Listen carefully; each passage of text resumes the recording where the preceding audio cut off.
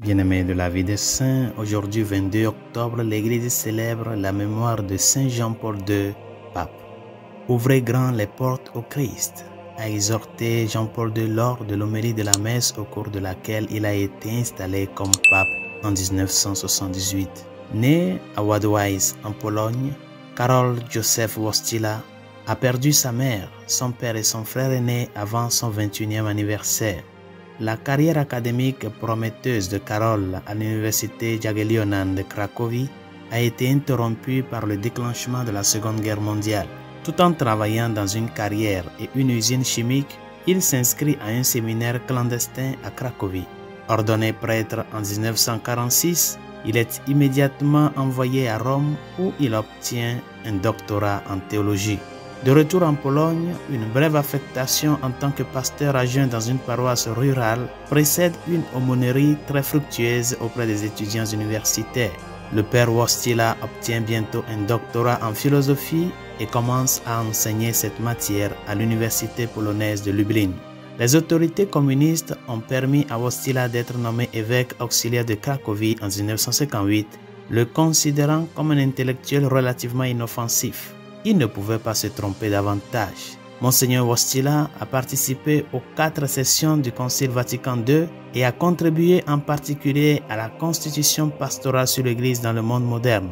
Nommé archevêque de Cracovie en 1964, il est nommé cardinal 3 ans plus tard. Élu pape en octobre 1978, il a pris le nom de son prédécesseur immédiat et éphémère. Le pape Jean-Paul II est le premier pape non italien depuis 455 ans.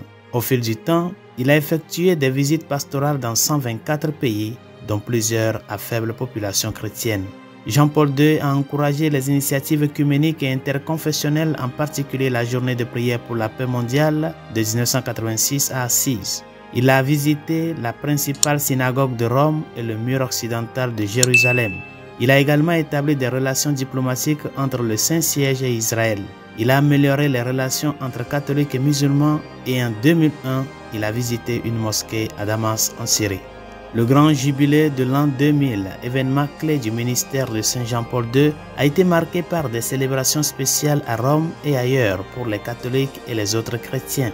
Les relations avec les églises orthodoxes se sont considérablement améliorées au cours de son pontificat. Le Christ est le centre de l'univers et de l'histoire de l'humanité. Telle était la première phrase de l'encyclique de Saint Jean-Paul II, Redemptoris Hominis, publiée en 1979. En 1995, il s'est décrit devant l'Assemblée générale des Nations unies comme un témoin de l'espérance. Sa visite en Pologne en 1979 a favorisé le développement du mouvement Solidarité et l'effondrement du communisme en Europe centrale et orientale 10 ans plus tard. Jean-Paul II a lancé les Journées mondiales de la jeunesse et s'est rendu dans plusieurs pays à l'occasion de sa célébration. Il souhaitait vivement se rendre en Chine et en Union soviétique, mais les gouvernements de ces pays l'en ont empêché. L'une des photos les plus mémorables du pontificat de Jean-Paul II est son entretien en tête-à-tête en 1983 avec Mehmet Ali Aksa, qui avait tenté de l'assassiner 2 ans plus tôt.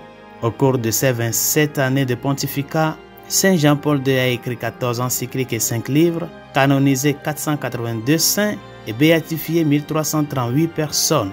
Au cours des dernières années de sa vie, il a souffert de la maladie de Parkinson et a été contraint de réduire certaines de ses activités. Le pape Benoît XVI a béatifié Jean-Paul II en 2011 et le pape François l'a canonisé en 2014. Prions. Dieu, riche en miséricorde, tu as appelé le Saint-Pape Jean-Paul II à guider ton Église répandue dans le monde entier. Fort de son enseignement, accorde-nous d'ouvrir nos cœurs avec confiance à la grâce salvifique du Christ, unique Rédempteur de l'homme. Lui qui règne avec toi le Saint-Esprit, maintenant et pour les siècles des siècles. Amen. Saint Jean-Paul II, priez pour nous. Tous les saints et saintes de Dieu, priez pour nous.